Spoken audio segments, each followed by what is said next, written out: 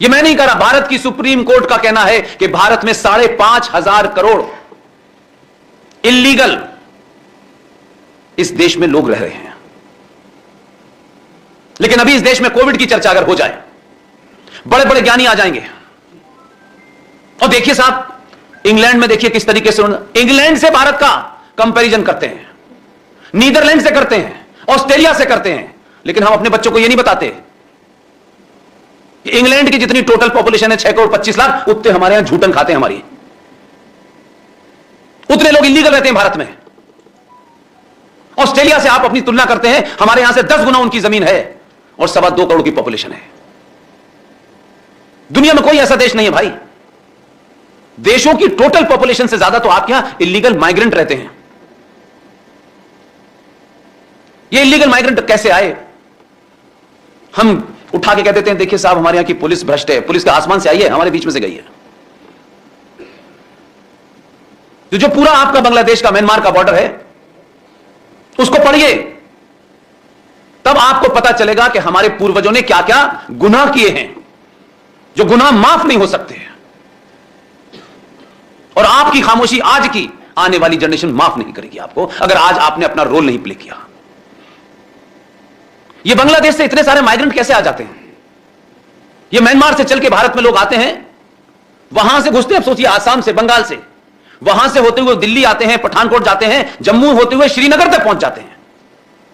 और श्रीनगर में कैसी सरकारें थी उनके लिए, यानी भारत की धरती पर रहने वाला हिंदू मुसलमान सिख ईसाई XYZ, वो जम्मू कश्मीर की धरती पर जाकर नहीं बच सकता।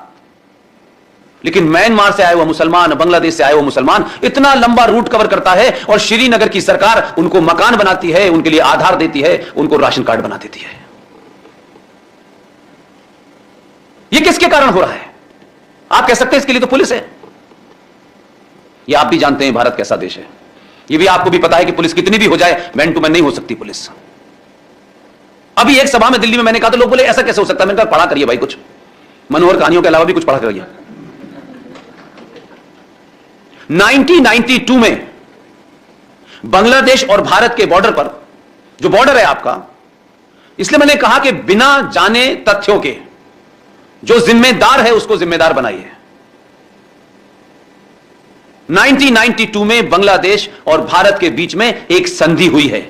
उस संधि का कोई नाम ही नहीं लेता है, क्योंकि वो तो बताना नहीं चाहते जिन्होंने की है, और शायद सरकार में जो लोग गए हैं उनके लिए और चीजें बहुत सारी हैं, वो कितनी समझेंगे 70 साल के पापों को। लेकिन मुझे और आपने समाज में उन बातों को कहने के लिए किसने रोका है? उस संधि का नाम है नॉन लीथल ट्रीटी। इसके तहत भारत का BSF का जवान बांग्लादेश से आने वाले, म्यांमार से आने वाले उस मुसलमान पे गोली नहीं चला सकता। उस फौजी से मिलिए जाकर के, उस BSF के जवान से मिलिए जाके। वो अपनी बंदूक की रक्षा इसलिए करता है कि उससे नौकरी चली जाएगी अगर छिन गई। 50, 60, 70 की भीड़ में जब मुसलमान बांग्लादेश से अंदर घुसते हैं तो वो डंडे से रोकता है उनको, और सब अंदर आ जाते हैं। और वो जब अंदर आते हैं तो आपके यहां तो खासतौर से बंगाल में खास किस्म के लोग हैं, कश्मीर में खास किस्म के लोग हैं। चोर से कह रहे हैं चोरी करो, और पहरेदार से कह रहे हैं तुम पहरा मत दो, और हम यहां सोचते हैं कि हम सेफ हैं।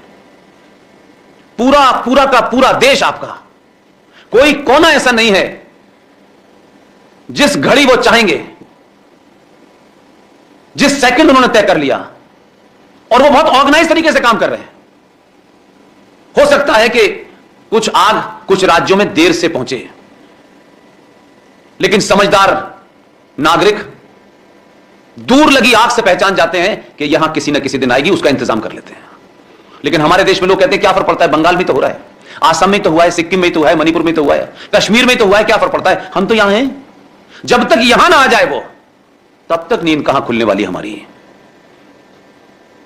इसलिए हम ऐसे ऐसे कामों में लगे हुए हैं, ये जानते हुए कि इससे हम समाज को भटकाने की कोशिश कर रहे हैं।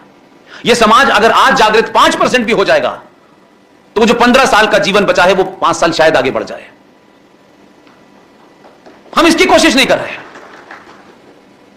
हम सब की कोशिश यह है, सत्ता में कौन आएगा कौन नहीं आएगा उसका कोई फर्क नहीं पड़ता।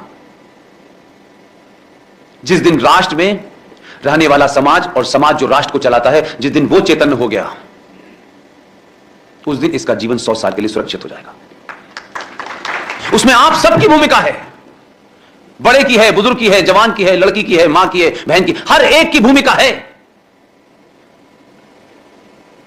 लेकिन हम अपनी भूमिका तय नहीं करते, दूसरों की भूमिका तय करते हैं। अमित शाह को यह करना चाहिए, मोदी को यह करना चाहिए, योगी को यह करना चाहिए, अब मोदी बुढ़ा हो रहा है, अब योगी को आना। हम यहां बैठे बैठे सरकार बनाते रहते हैं, जैसे हम लूडो खेलते हैं।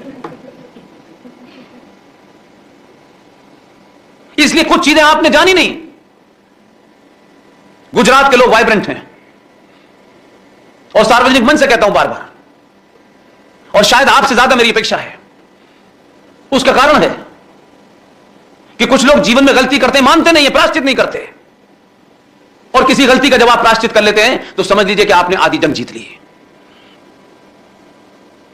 मेरे लिए इस राष्ट्र से कोई बड़ा नहीं है, चाहे महात्मा गांधी क्यों ना हो, मुझे कोई फर्क नहीं पड़ता।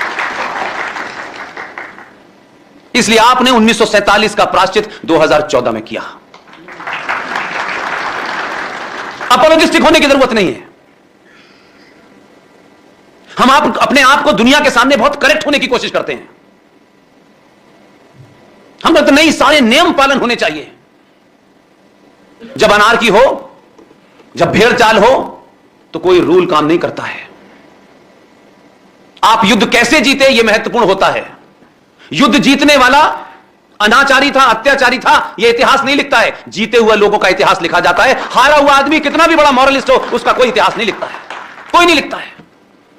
आप कहेंगे आने वाली नस्लें विवेचना करेंगी, उनकी विवेचना करने का क्या फर्क पड़ता है कि आप आज भी दिल्ली के अंदर, जिनको आप आताताई कहते हैं, जिन्होंने सोमनाथ का मंदिर तोड़ा, जिन्होंने काशी तोड़ी, मथुरा तोड़ा, अयोध्या तोड़ा, उनके नाम से दिल्ली के अंदर सड़कें हैं, क्योंकि वो जीते हुए योद्धा हैं। उन्होंने कैसे अच्छे तरीके से जीता, झूठ बोल के जीता, यह महत्व नहीं होता, इसका कोई मतलब नहीं है। लेकिन हमें बहुत ज्यादा पॉलिटिकली करेक्ट देने की बीमारी है, इसलिए मैं पॉलिटिकली करेक्ट होने ही नहीं चाहता। आई एम नॉट इंटरेस्टेड यार कि आप मुझे कहें कि साहब पुष्पेन जी ने ये बात बड़ी थोड़ा सा वैसे कही है। मैं ऐसे ही कहूंगा, क्योंकि मैं एक ऐसी सोच, ऐसे विचार, ऐसी सिविलाइजेशन से लड़ रहा हूं जिनके सामने कोई किसी किस्म का आदर्श नहीं है। आप रहे हैं उस आदर्श में, आपके पूर्वज रहे हैं कि सूरज डूबने के बाद सेनाएं हथियार रख देती थी, फिर एक दूसरे का मलहम भी लगानी चाहती थी, क्योंकि उस समय आदर्श स्थिति थी। अब कसब जो है रात में आता है, फौज के कपड़े पहन के नहीं आता। इशरत जहां आपके बीच में से आती है। इसलिए हजारों लाखों की तादाद में, जो शायद अभी आपको दिख नहीं रहे हैं, इस देश में एक इंटेलेक्चुअल आतंकवाद पूरे क्लाइमेक्स पे है। हर दिन आप हार रहे हैं, हर दिन आप हार रहे हैं। आपके निजी जीवन में कौन दोस्त है, कौन आपके नजदीकी है, वो दोस्त उस पूरी कम्युनिटी का रिप्रेजेंटेटिव नहीं हो सकता। और हमारे यहां जो लोग थोड़े से भी एक सामान्य वर्ग से थोड़ा ऊपर उठ जाते हैं, उनके नाम के आगे थोड़ा सा कोई पद्मश्री या पद्म विभूषण लग जाता है, तो फिर वो बिल्कुल भगवान हो जाते हैं।